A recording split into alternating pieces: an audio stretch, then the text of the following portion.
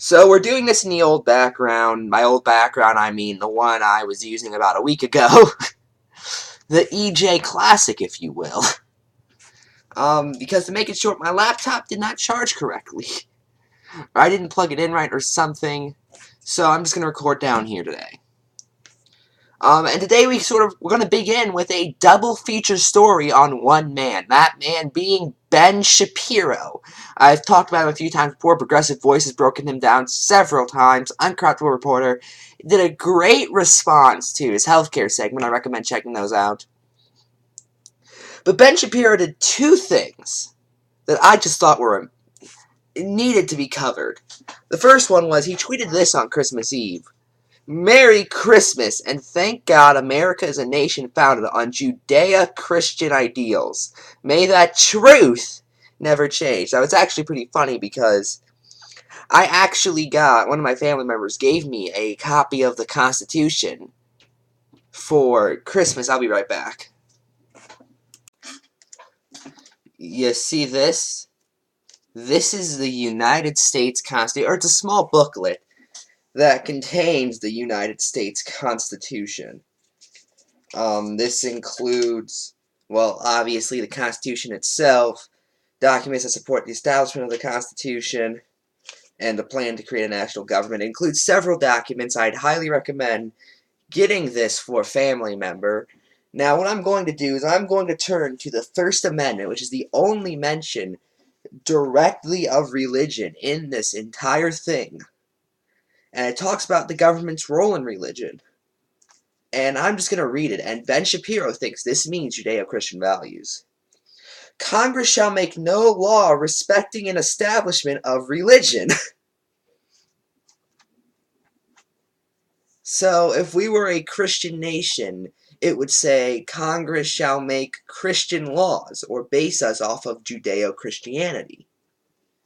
It does not say that. So it looks like Ben Shapiro is wrong.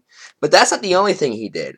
And many of you have heard of his feud with Rosie O'Donnell. Essentially, Rosie said she'd pay a whole bunch of congressmen to vote against the tax bill, and Ben Shapiro, for the first time in his life, came out against money in politics and said that shouldn't happen. Which, to be fair, I do actually agree with. And then Rosie told him, suck my dick, Ben. I'm not... That's a mundane insult. That's essentially even a non-insult. And you know what Ben Shapiro did? I'm not making this up. This is directly from The Hill. But the free speech, anti-social justice warrior, anti-safe space hero Ben Shapiro did. Conservative Ben Shapiro knocks Twitter after filing Rosie O'Donnell's harassment claim.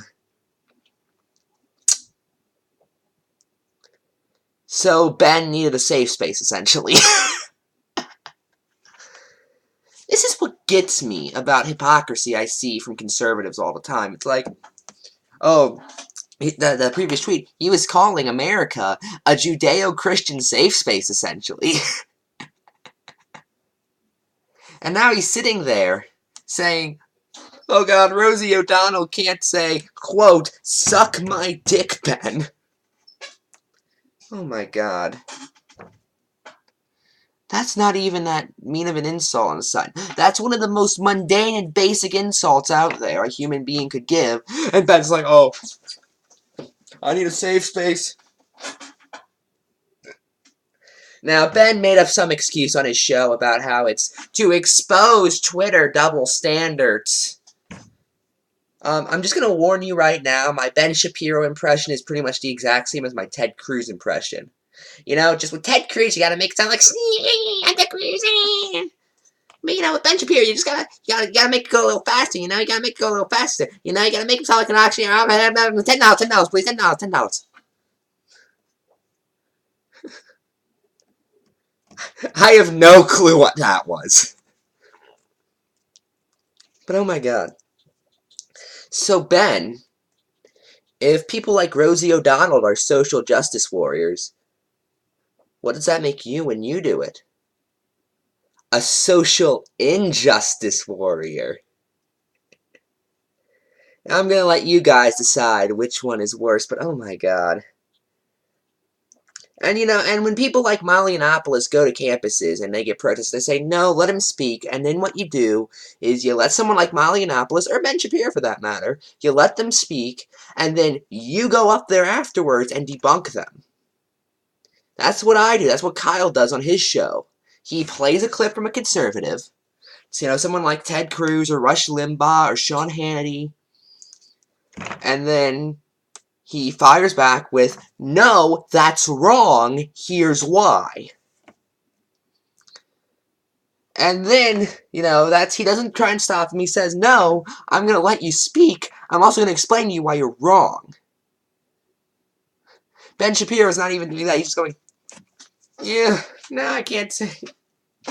And now his whole fan base is making it sound like this was a clever move. And for that matter, if Twitter has a bias against Republicans, I want you to name me one Republican congressman without a Twitter account that actively had their Twitter account suspended. From local house to state house to federal. Explain to me why Donald Trump still has his Twitter account open. Wouldn't they have gotten rid of that day one? Just, oh, he's a Republican president.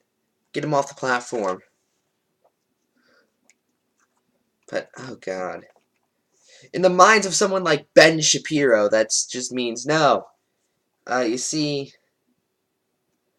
they allow people to exist, but they also allow people to call them out. And for that matter, when he starts doing things like this, he's saying they're going after alt-right.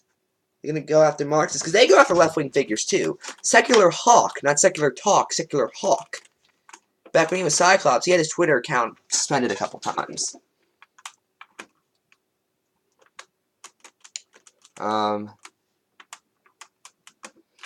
That's Peter Douche, that Twitter account, it was suspended. Has Ben Shapiro ever gone out there and talked about that? I don't think so. But anyway, that's it. I'm Ephrom, and good night.